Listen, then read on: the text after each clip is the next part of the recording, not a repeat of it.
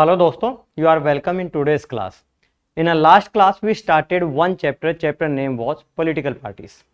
इस चैप्टर के अंदर हमने half portion we have the done, उसके अंदर जो हमने टॉपिक इंक्लूड किए थे meaning of political party, component, function, need and different party system in the world, one party, two party and multi party system. और लास्ट के अंदर हमने एक टॉपिक उसके अंदर किया था why did India adopt the multi party system, और ये same question was asked in the CBSE sample paper 2023। आज के क्लास के अंदर we will try to complete this chapter और we will access all the information which is given in the NCERT. अगर आपने पहला वीडियो लेक्चर नहीं देखा है तो we will give the link in the description, पहले आप उसको देखिए, फिर आप इसको देखिए, फिर आप एनसीईआरटी को पढ़ोगे तो you will find very easy way to learn this chapter. आज का टॉपिक हम स्टार्ट करेंगे कि भारत के अंदर कितने तरह की पॉलिटिकल पार्टीज हैं। बेसिकली इंडिया में दो तरह की पॉलिटिकल पार्टीज हैं, अगर बात किया जाए तो तीन तरह की होती हैं। अगर भारत के अंदर आप पॉलिटिकल पार्टी बनाना चाहते हो तो उसके लिए कम से कम 100 वोटर्स का एक affidavit name with the political party आप इलेक्शन कमीशन के साथ रजिस्ट्रेशन करा सकते हो, उसको बोलते हैं रजिस्टर्ड पॉलिटिकल पार्टी। फिर ये पॉलिटिकल पार्टी भारत के अंदर अपने एक इलेक्शन सिंबल पे इलेक्शन कॉन्टेस्ट कर सकती है।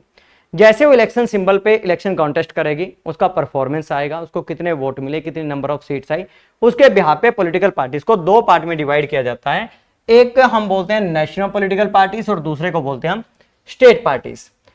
अब जो नेशनल पॉलिटिकल पार्टीज और स्टेट पॉलिटिकल पार्टीज से इनका डिफरेंस क्या है, ये क्वेश्चन आता है 3 मार्क के अंदर कि नेशनल पॉलिटिकल पार्टीज और स्टेट पॉलिटिकल पार्टीज के बीच में डिफरेंसेस है क्या। आपको ये बात समझनी पड़ेगी कि भारत के अंदर नेशनल पॉलिटिकल पार्टी और स्टेट पॉलिटिकल पार्टी का जो रजिस्ट्रेशन होता है वो किसके साथ होता है, election commission of India. Election commission of India के रजिस्ट्रेशन होने के बाद इसको एक सिंबल प्रोवाइड किया जाता है। वो सिंबल यूनिक हो सकता है, कॉमन हो सकता है, वो हम आगे देखेंगे यूनिक और कॉमन कैसे हो सकता है। उसके बाद ये political party authorised to contest the election है। इलेक्शन कॉन्टेस्ट करने के बाद जो इसकी परफॉर्मेंस होती है उसके बिहाफ पे क्राइटेरिया प्रिपेयर किया जाता है। उस क्राइटेरिया के आधार पे इसको रजिस्टर्ड किया जाता है नेशनल पार्टी और स्टेट पार्टी, और with the passage of time election commission इस क्राइटेरिया के बिहाफ पे पॉलिटिकल पार्टीज की परफॉर्मेंस को रिव्यू करता है और फिर इनको इंक्लूड और एक्सक्लूड करता है। तो पहले हम देखते हैं नेशनल पॉलिटिकल पार्टी बनने के लिए भारत के अंदर क्या क्राइटेरिया। अगर कोई political party national political party बनना चाहती है, इसको 6% वोट्स लेने पड़ेंगे लोकसभा के इलेक्शन में, या फिर भारत के अंदर जो स्टेट लेजिस्लेटिव असेंबली के इलेक्शन होते हैं चार किसी भी स्टेट के अंदर, जैसे कोई पॉलिटिकल पार्टी है हरियाणा में इलेक्शन कॉन्टेस्ट कर रही है, पंजाब में, यूपी में या फिर मेघालय में, इन 4 स्टेट के अंदर डिफरेंट स्टेट में 4 का जो टोटल वोट होगा वो कितना होना चाहिए, 6%। जैसे सपोज करो लोकसभा के अंदर 100 वोट पोलिड हुए हैं, 100 में से 6% इसको वोट मिलने चाहिए, ये पहला है। साथ में कम से कम वो 4 सीटें जीत के आए। 4 सीट जीते किसकी भाई, लोकसभा की, ये ध्यान रखना, किसके अंदर भाई, लोकसभा में। तो इसको वो लेवल किया जाएगा किसके अंदर, नेशनल पॉलिटिकल पार्टी। अगर आप स्टेट पॉलिटिकल पार्टी बनना चाहते हो तो आपको 6% वोट्स लेने पड़ेंगे किसके अंदर, स्टेट लेजिस्लेटिव असेंबली इलेक्शन के अंदर। जैसे हरियाणा विधानसभा है, इसका इलेक्शन होता है, अगर कोई पॉलिटिकल पार्टी जितने वोट कास्ट हुए हैं उसको बोलते हैं पोलिड वोट, उसमें से 6% वोट इसको मिल जाए और प्लस इसको 2 सीट्स मिल जाए, अगर ये क्राइटेरिया फुलफिल करती है तो उसको कैटेगराइज किया जाएगा क्या, state political party. National political party के पास अपना एक यूनिक सिंबल होता है। यूनिक सिंबल का मतलब है कि जो सिंबल इसके पास होगा वो दूसरी किसी पॉलिटिकल पार्टी के पास नहीं होगा। स्टेट पॉलिटिकल पार्टीज के symbol can be common symbol हो सकते हैं।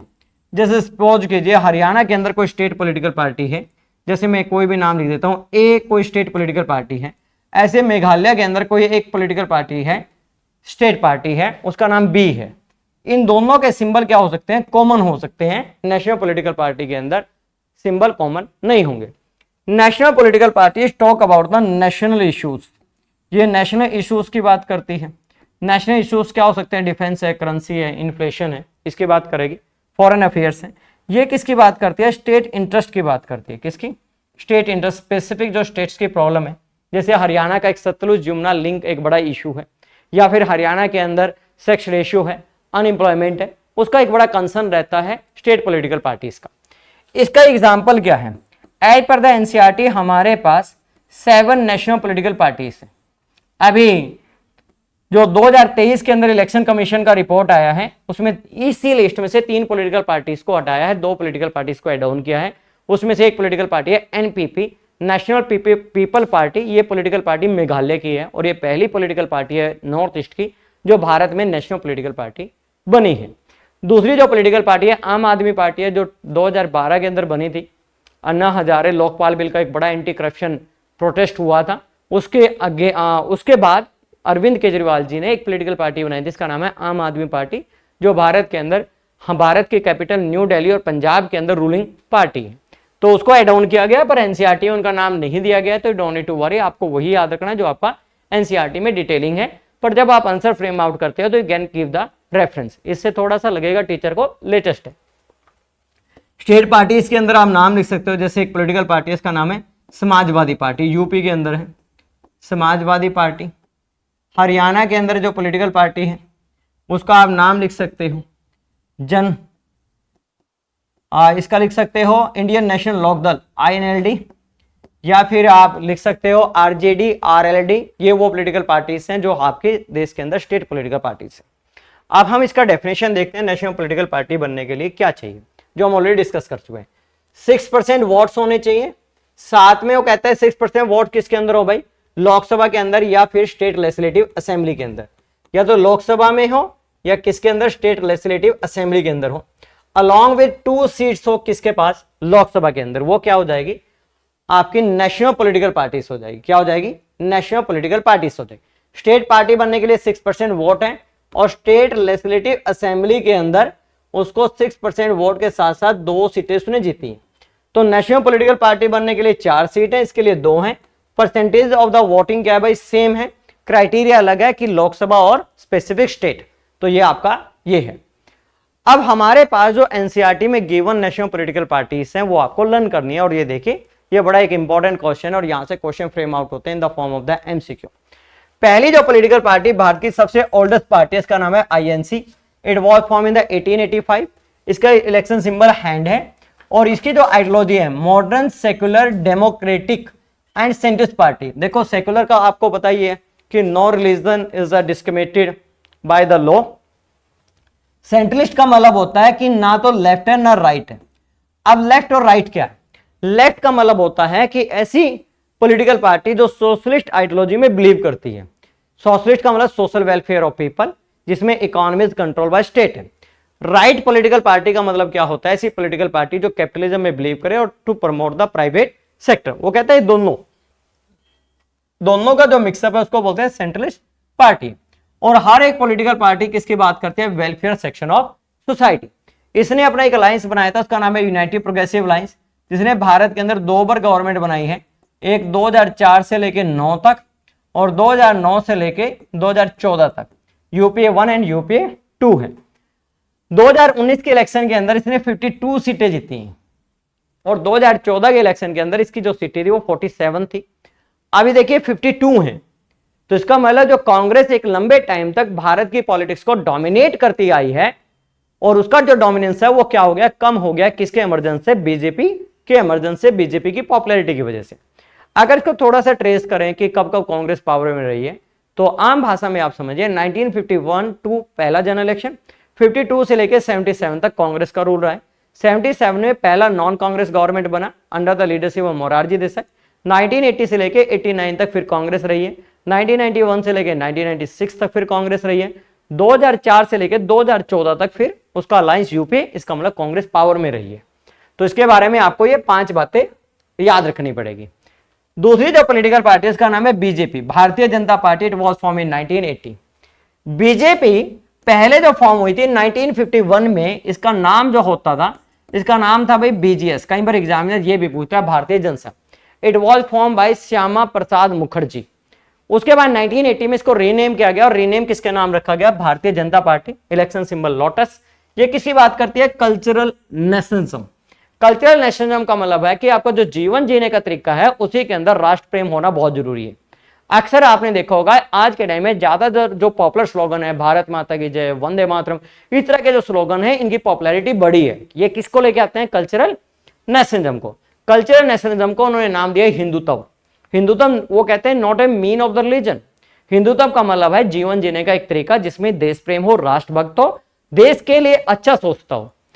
इंटेग्रल ह्यूमनिज्म का मतलब है कि गवर्नमेंट जितने भी काम करेगी उसमें जो ह्यूमैनिटी है वो सबसे सुप्रीम रहेगी, उसमें कोई रिलीजन नहीं, कोई कल्चर नहीं, कोई लैंग्वेज नहीं। हमारे देश के अंदर जो पॉलिसी बनेगी, गवर्नमेंट जो भी डेवलपमेंट प्रोजेक्ट लेके आएगी उसमें इंपॉर्टेंस किसको देंगे, वो ह्यूमैनिटी को देंगे। इसको बोलते हैं इंटेग्रल ह्यूमनिज्म। ये कॉन्सेप्ट दिया गया था by the Pandit Deendayal Upadhyay ji. He was the philosophical intellectual founding member of the Bharatiya Jansangh. उन्होंने फिलॉसफी दी थी। अंत्योदय का मतलब होता है कि to serve the last person of society, आपकी सोसाइटी का जो सबसे लास्ट पर्सन है उसको भी गवर्नमेंट की स्कीम का बेनिफिट मिलना चाहिए। नेक्स्ट वन है यूसीसी, यूनिफॉर्म सिविल कोड। और ये यूनिफॉर्म सिविल कोड आज के टाइम में बहुत ट्रेंडिंग है और भारत बीजेपी अभी रूलिंग पार्टी है और उसका इलेक्शन मैनिफेस्टो में भी ये कमिटमेंट था कि हम भारत के अंदर यूसीसी लेके आएंगे, पूरे भारत के अंदर एक ही तरह का लॉ होगा। इसका जो अलायंस है उसका नाम है एनडीए, नेशनल डेमोक्रेटिक अलायंस है। एनडीए ने भारत में 4 बार गवर्नमेंट बनाई है। NDA 1 1998 to 99, NDA second 1999 to 2004, फिर इसके बाद बनी है 2014 थर्ड टू 19 और 19 टू 24। अभी जो रूलिंग है एनडीए फोर्थ है और इसका जो नंबर है वो 303 है। ये भारत के अंदर 1984 के इलेक्शन में जब कांग्रेस ने 404 सीटें जीती थी उसके बाद का ये हाईएस्ट नंबर है। और ये इतना बड़ा नंबर है कि बीजेपी को एक नाम दिया गया बीजेपी सिस्टम। सिस्टम का मतलब यहां पे ये है कि हर एक चीज फेवर कर रही है बीजेपी को, किसके अंदर, इलेक्टोरल परफॉर्मेंस के अंदर। अगली जो पॉलिटिकल पार्टी इसका नाम है BSP, Bahujan Samajwadi party. It was form in 1984। इसको फॉर्म करने वाले जो लीडर हैं उनका नाम है कांसीराम। ये कई बार आता है, हुई the founding member of BSP. अभी जो इसकी हेड है उनका नाम है मायावती जी, पर इसके जो फाउंडिंग है वो कौन है, कांसीराम है। अब ये किसकी बात करता है, पावर फॉर बहुजन। बहुजन का मतलब होता है जो सबसे ज्यादा है देश के अंदर। वो कहता है कि we have to work for the biggest section of the society, जो सबसे ज्यादा लोग हैं। सबसे ज्यादा में वो इंक्लूड करती है schedule caste, schedule tribes, OBC, religious minorities. इसका मतलब except to Hindu, 2000 in the minority, पर जो हिंदू, एससी है, एसटी है, ओबीसी है, उनको यहाँ पे इंक्लूड करती है। और इसकी जो नंबर ऑफ सीट है कितनी है, 10 है। और इसका बड़ा डोमिनेंस है। अब थोड़ा डोमिनेंस इसका कम हुआ है due to the popularity of BJP. तो यहाँ पे people started to vote BJP. इसका वोट बैंक थोड़ा कम हुआ है, पर एक टाइम में इसका डोमिनेंस बहुत ज्यादा था भारत की इलेक्टोरल पॉलिटिक्स के अंदर। नेक्स्ट पॉलिटिकल पार्टी है CPI, communist party of India. It was form in 1925। इसका जो इलेक्शन सिंबल है वो क्रॉस एंड सर्कल है। अब ये किसकी बात करती है, interest of the weaker section of society, और ये बिलीव करती है parliamentary form of the government के अंदर। कम्युनिस्ट का मतलब होता है ऐसी पॉलिटिकल पार्टी जो believe in the one party rule. पर भारत के अंदर वन पार्टी रूल तो नहीं है, भारत में तो मल्टी पार्टी सिस्टम है। चाइना के अंदर वन पार्टी रूल है, क्यूबा के अंदर है, वियतनाम में, लाओस में, कंबोडिया में, पर भारत के अंदर नहीं है। पर ये कहते हैं भारत के अंदर सोशलिस्ट आइडियोलॉजी होनी चाहिए कार्ल मार्क्स के आइडियाज के आधार पे। पर हम वन पार्टी रूल को ना मान के हम किसको मानते हैं, डेमोक्रेसी को मानते हैं, जिसका एग्जाम्पल इनका है पार्लियामेंट्री फॉर्म द गवर्नमेंट। इसकी नंबर ऑफ सीट कितनी है, 2 है ओनली। पर एक टाइम में बहुत इसका डोमिनेंस था भारत के इलेक्टोरल पॉलिटिक्स में। अगर बात करूं कि भारत का जो पहला जनरल इलेक्शन हुआ उस जनरल इलेक्शन के अंदर ये सेकेंड लार्जेस्ट पार्टी थी, 16 सीट जीत के। और भारत के अंदर पहली बार नॉन कांग्रेस गवर्नमेंट बनाई थी 1957 में केरला के अंदर, सीपीआई। सीपीआई फिर 1964 में 2 पार्ट में स्प्लिट हो गई। स्प्लिट होने के बहुत सारे कारण थे, उसमें से एक छोटा सा कारण आप ये समझ लीजिए, चाइना और इंडिया का वॉर हुआ 62 में। जैसे ही वॉर हुआ तो सीपीआई के लीडर 2 ग्रुप में डिवाइड हो गए। कोई चाइना को अच्छा बता रहे थे और कुछ चाइना को बुरा बता रहे थे। जो चाइना को अच्छा बता रहे थे उन्होंने अपनी एक नई पार्टी बनाई, इसका नाम है सीपीआईएम। चाइना को अच्छा क्यों बता रहे थे, उनको लग रहा था कि भारत बहुत ज्यादा कैपिटलिज्म की तरफ जा रहा है, किसकी तरफ जाना चाहिए, सोशलिज्म की तरफ जाना चाहिए। थोड़ा इनका ये पॉइंट ऑफ व्यू बताया गया था। इसका जो इलेक्शन सिंबल है वो क्या है, साइकिल विद द हैमर है।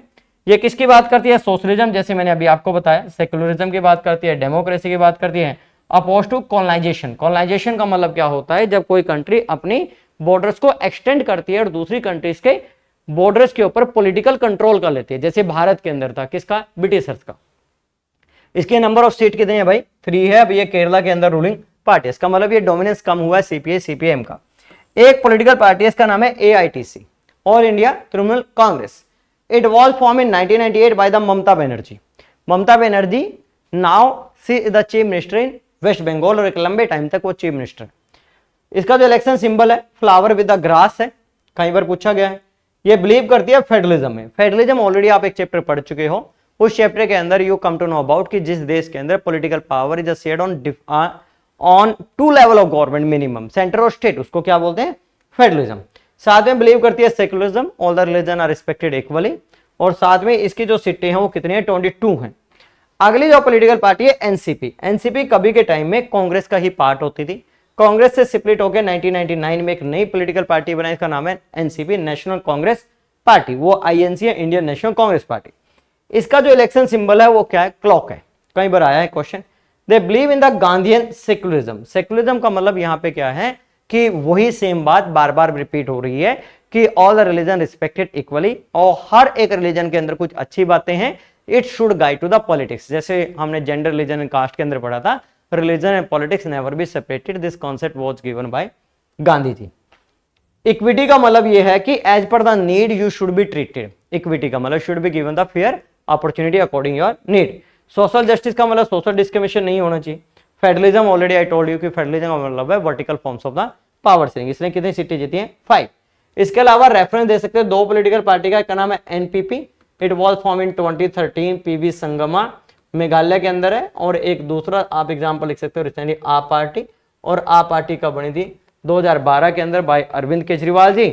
और इनमें से कुछ पॉलिटिकल पार्टीज को अभी लिस्ट हटाया गया है, जैसे एआईटीसी को हटा दिया है, सीपीआई को हटा दिया है, सीपीआईएम को हटा दिया, ठीक है। पर आपको ये नहीं लिखना है, एड ऑन में आप लिख सकते हो। You can take the screenshot, it will help you lot.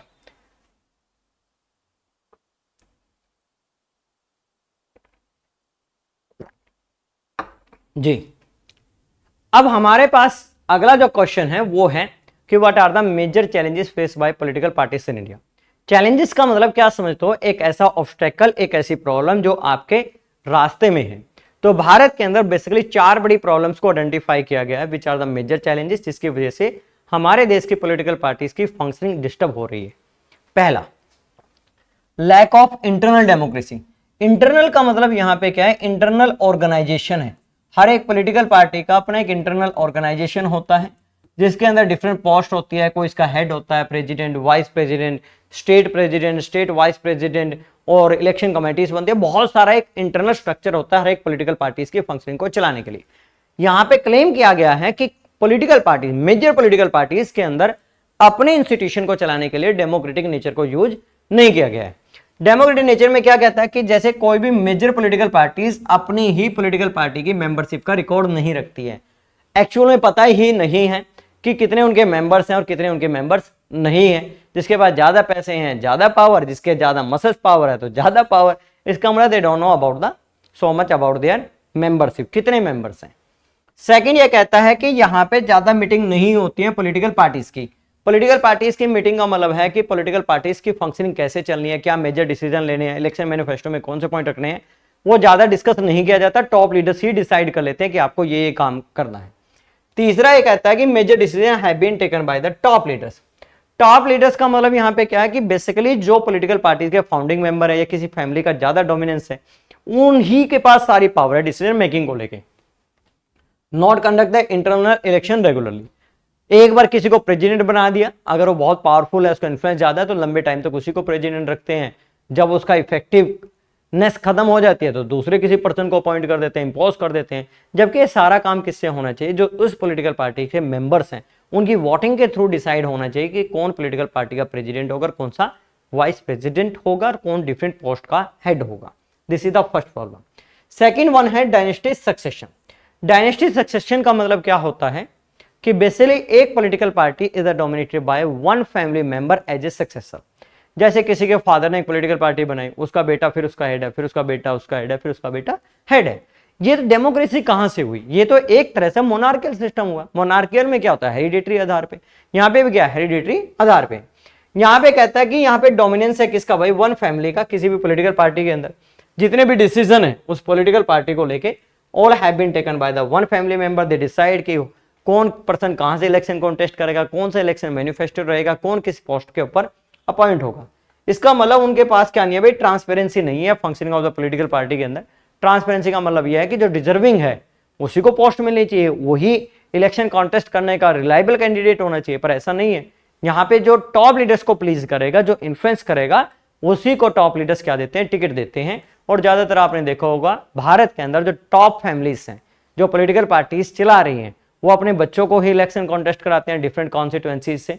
और ये एक पॉलिटिकल पार्टी की कहानी नहीं है, भारत के अंदर सारी ही पॉलिटिकल पार्टीज के में ऐसा है। हाँ, कुछ पॉलिटिकल पार्टी क्लेम करते हैं परिवारवाद के अगेंस्ट, पर वहां पे भी आपको बहुत सारे लोग ऐसे मिल जाएंगे जहां पे क्या है, उन्हीं की ही फैमिली मेंबर इलेक्शन कॉन्टेस्ट कर रहे हैं। कॉमन मेंबर, अब यहां पे एक वर्ड लिखा है कॉमन मेंबर, हार्डली, बड़ी मुश्किल से कोई कॉमन मेंबर है पॉलिटिकल पार्टी उसको चांस मिल जाए come on the top position. हाँ, exceptional cases can be there, जैसे एग्जांपल नरेंद्र मोदी जी, ये क्लेम किया जाता है कि नरेंद्र मोदी जी सबसे बॉटम पे थे, वो अपनी मेहनत करके सबसे टॉप लीडर बने हैं। Exceptional cases can be there, पर ज्यादातर आप देखोगे किसी भी पॉलिटिकल पार्टी का एग्जांपल है, जैसे कांग्रेस की बात करें, नेहरू फैमिली का डोमिनेंस था, मोतीलाल नेहरू, जवाहरलाल नेहरू, इंदिरा गांधी, राजीव गांधी, फिर आगे सोनिया गांधी, उनका बेटा आगे राहुल गांधी। ऐसे समाजवादी पार्टी है, मुलायम सिंह यादव फैमिली है, उसमें अब उनका बेटा अखिलेश यादव। ऐसे एक पॉलिटिकल पार्टी का नाम और मैंने लिखा है, नेशनल कॉन्फ्रेंस है, इंडियन नेशनल कॉन्फ्रेंस है, जम्मू कश्मीर की है। उनके जो बेटा, जो पॉलिटिकल पार्टी के फाउंडिंग थे 1934 में शेख अब्दुल्ला थे, फिर उनका बेटा आया फारूक अब्दुल्ला, फिर उनका बेटा अमर अब्दुल्ला। तो ऐसे एक ही फैमिली के सक्सेसिव रोल है। तो कुछ एग्जांपल यहाँ पे लिखे हैं, they are the relevant example. Lack of internal democracy, dynasty succession. तीसरा बड़ा problem, money and muscles power. Political parties don't bother about the personality. ज्यादातर ये देखा गया है कि भारत के अंदर पॉलिटिकल पार्टीज लीडर्स के कैरेक्टर को साइड कर देती हैं, लीडर्स की बैकग्राउंड को साइड कर देती हैं, बस वो ये देखती हैं किसके पास सबसे ज्यादा चांसेस हैं टू विन द इलेक्शन।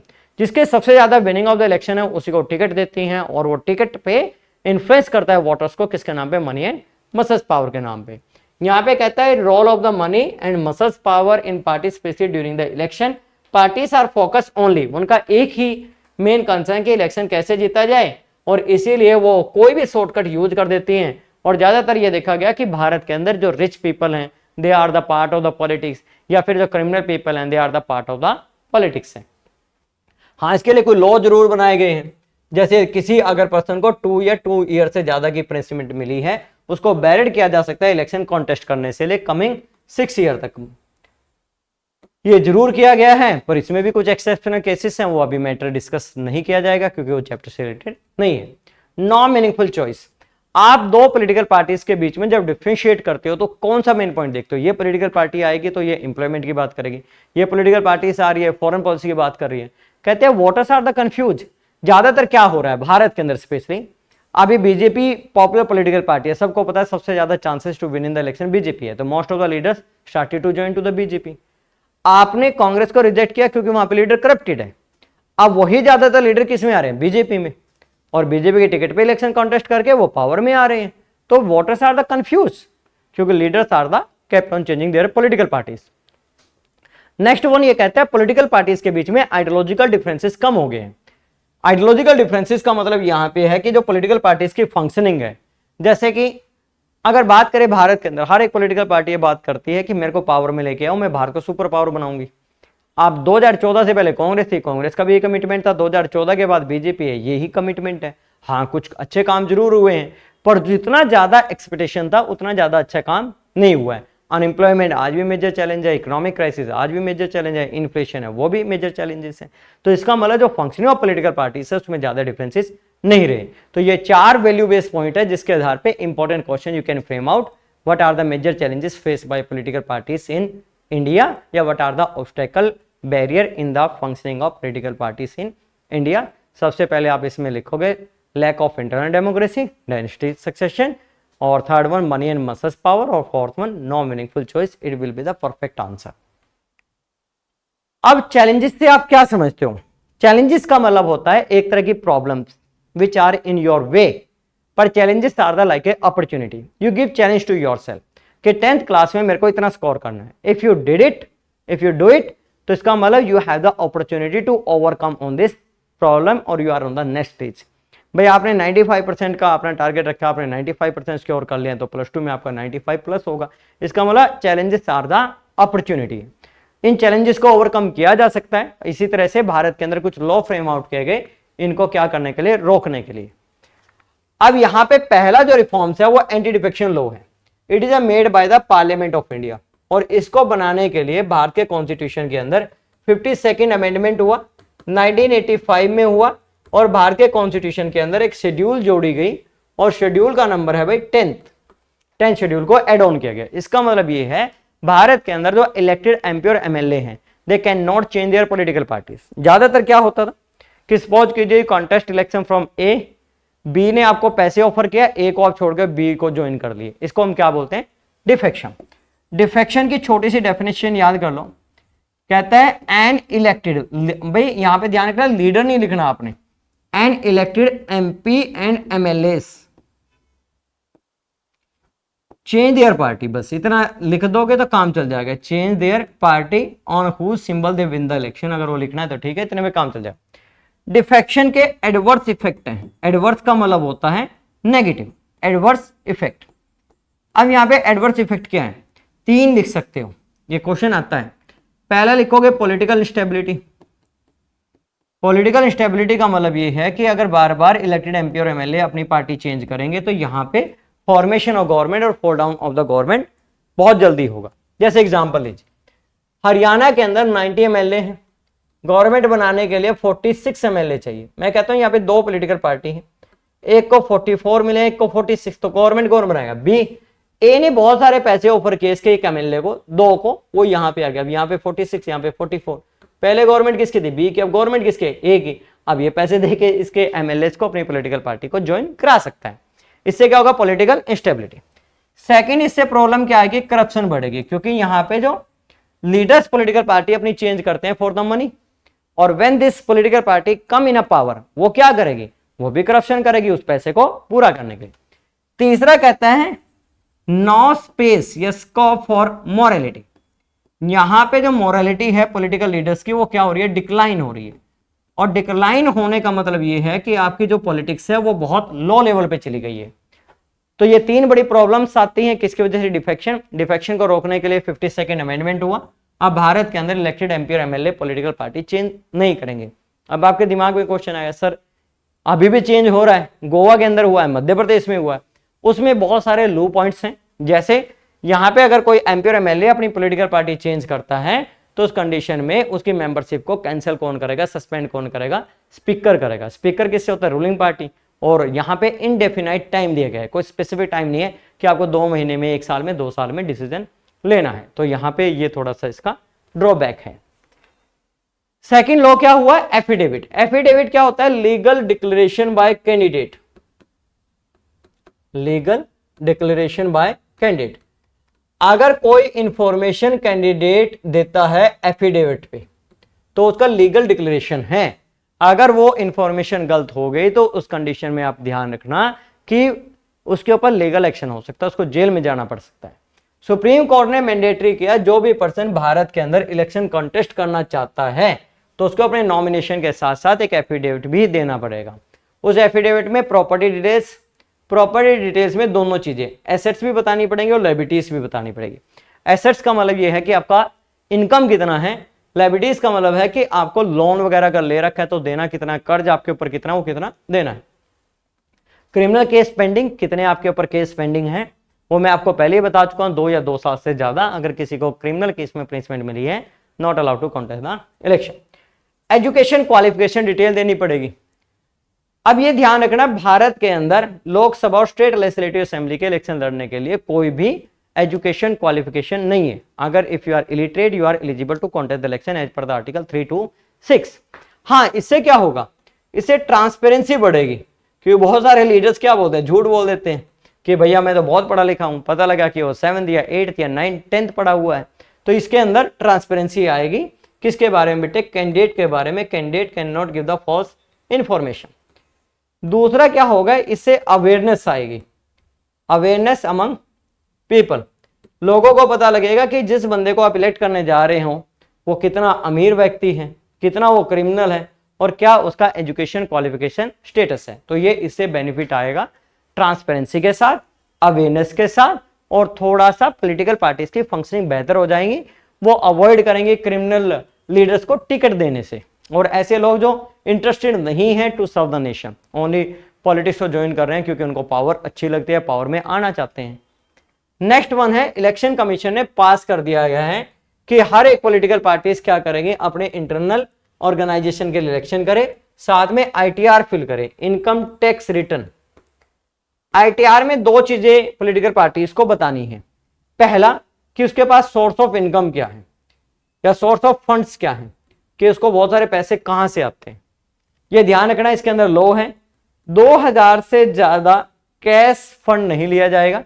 इससे ज्यादा का जो फंड है वो डायरेक्टली बैंक्स के अंदर जाएगा, जिसकी डिटेलिंग होगी। साथ में पॉलिटिकल पार्टीज को यह बताना होता है कि इस पैसे का एक्सपेंडिचर कहां पे किया है, इलेक्शन कैंपेन में किसी भी चीज में किया है। खास बात क्या है, दो क्वेश्चन आते हैं, आईटीआर किसको देनी होती है, इनकम टैक्स डिपार्टमेंट को। कई बार बच्चे इसके अंदर इलेक्शन कमीशन लिखाते हैं, नहीं, आईटीआर इनकम टैक्स डिपार्टमेंट को देनी है। हाँ, उसे इलेक्शन कमीशन इंफॉर्मेशन ले सकता है। दूसरा, टैक्स फ्री है। क्या मजेदार बात है, पॉलिटिकल पार्टीज को जो फंडिंग होती है वो 1000 करोड़ में नहीं, हजारों लाखों करोड़ में होती है, पर उसके ऊपर सिंगल पेनी टैक्स नहीं लगेगा। ये मजेदार बात है कि टैक्स फ्री है ये सारा अमाउंट, और जबकि आप छोटी सी भी कोई भी चीज खरीदते हो उसके ऊपर इनडायरेक्ट टैक्स होता है। ये 3 ऐसे लॉ हैं जो भारत के अंदर पॉलिटिकल पार्टीज की फंक्शनिंग को रिमूव अच्छा करने के लिए किए गए हैं, anti defection law, affidavit and income tax return. इसके अलावा 3 रिफॉर्म्स प्रपोज हैं, अब तक लागू नहीं हुए हैं। पहला कहता है कि हर एक पॉलिटिकल पार्टी अपने इंटरनल अफेयर्स को मैनेज करे, मेंबरशिप को रजिस्टर्ड रखे और पता लगे कि ये जो पर्सन है, कोई भी पर्सन है, वो किस पॉलिटिकल पार्टी का मेंबर है। दूसरा प्रपोजल है कि 1/3 टिकट किसको दे, वीमेन को दे। इससे क्या होगा, वीमेन को एक फेयर रिप्रेजेंटेशन मिलेगा। वैसे तो अभी प्रॉमिस किया गया है बाय द रूलिंग पार्टी की we are going to introduce women reservation bill in Lok Sabha and state legislative assembly. तीसरा एक आइडिया था स्टेट फंडिंग इलेक्शन का, कि भारत के अंदर ज्यादातर जो करप्शन होते हैं वो क्यों होते हैं, क्योंकि जो कैंडिडेट्स हैं वो ड्यूरिंग द इलेक्शन कैंपेन बहुत सारा एक्सपेंडिचर करते हैं, पावर में आने के बाद उस पैसे को पूरा करना चाहते हैं मल्टीपल टाइम में। अगर उस इलेक्शन कैंपेन के लिए गवर्नमेंट पैसे देगी, नैतिकता के आधार पे वो लोग करप्शन ना करें, पर जरूरी नहीं है। तो अभी ये सारे के सारे क्या हैं, प्रपोज्ड हैं। इसके अलावा 2 तरीके और हैं। पहला सबसे आसान तरीका, पीपल क्लियर कर दे, वोटर्स ऑफ इंडिया क्लैरिफाई कर दे कि भैया if you give the ticket to non serious candidate, one of the richest या elite family, those not want to serve the country, या फिर आपने क्रिमिनल पर्सन को टिकट दिया, we will not give to vote to you. तो कोई भी political party क्या नहीं करेगी, ऐसे लोगों को टिकट नहीं देगी। किसको टिकट देगी, अच्छे लोगों को टिकट देगी। अच्छे लोग पॉलिटिक्स में आएंगे तो भारत का पॉलिटिक्स अच्छा होगा। और politics is not a dirty game, politics is only the process to solve the common problem. दूसरा क्या कर सकते हैं, political parties can reform itself. उनको पता है कि ये मेजर चैलेंजेस हैं, इसकी वजह से देश के अंदर प्रॉब्लम आ रही है, क्रिमिनल लोग भारत के अंदर पावर में आ रहे हैं, उनको दूर रखने के लिए क्या करें, उनको टिकट ही ना दे। तो इसका मतलब 2 तरीके और हो सकते हैं। पहला, people can pressurise to them, reform to the political party, और political party can reform to themself. तो this is the all about this chapter. अगर हम देखें तो इसमें 5 इंपॉर्टेंट क्वेश्चन फ्रेम आउट होते हैं, meaning, component, functioning of political parties. Second one, different party system in the world. तीसरा, what are the main functions of the political parties. और एक क्वेश्चन इसके अंदर आता है, what are the major challenges face by political parties, जो हमने आज डिस्कस किया। और सबसे लास्ट में रिफॉर्म्स वाला क्वेश्चन आता है। हाँ, नेशनल पॉलिटिकल पार्टीज के बारे में कोई भी क्वेश्चन फ्रेम आउट हो सकता है।